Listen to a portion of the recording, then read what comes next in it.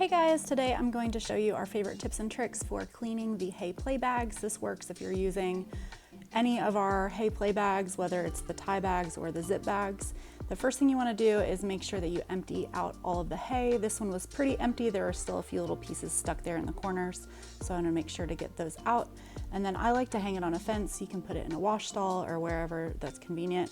And honestly, if you're just using it or trying to clean it to reuse again, hosing it off and just doing that is usually a great option. It works pretty well to get the majority of the dirt and gross stuff off of it, and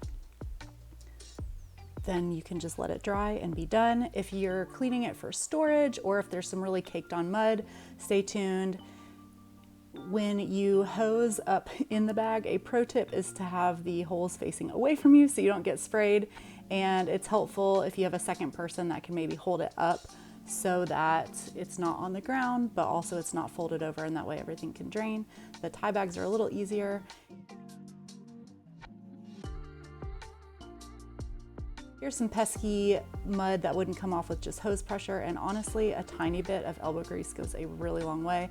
I love using these microfiber cloths you can get at the dollar store, and then this is just a really mild soap. It's actually what I use to wipe down my leather with. Any mild soap will work, and you might not even need the soap, but this was going so well and it was so satisfying that I decided to just go ahead and do the whole thing with the cloth, even though that only that one spot really needed it, but it just looks so nice, and it kind of reminded me of those fun rug cleaning videos on the internet.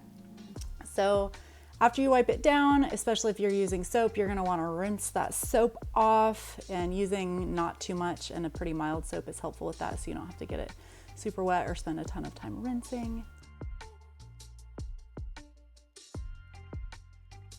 And next we're going to address the zipper. This is not something you need to do every time, but if there is dirt or mud in the zipper, we recommend taking a stiff brush like the one on your hoof pick, or like a hard brush or a toothbrush, to get anything that's stuck in the zipper. Go ahead and get that out of there. The hoof pick can be nice because you can kind of get in those little nooks and crannies where it's sewn together, and you just want to make sure that your zipper is free of debris. Next, I'm going to dry it off because I'm actually going to lubricate the zipper a little bit. I recommend doing this before storage. I'm going to go ahead and zip it up because I'm going to use WD-40. There are a lot of lubricators out there, and you want to make sure that it's zipped up because we don't want this in the actual hay bag because it's a little bit toxic. So I'm just going to wipe the excess off so that it's not getting into where a horse is going to eat. And then before using this, I would want it to dry quite a bit. It's good to run the zipper up and down once you add that lubrication just to make sure it gets all worked in there. And now I'm gonna let it dry and store it for the season.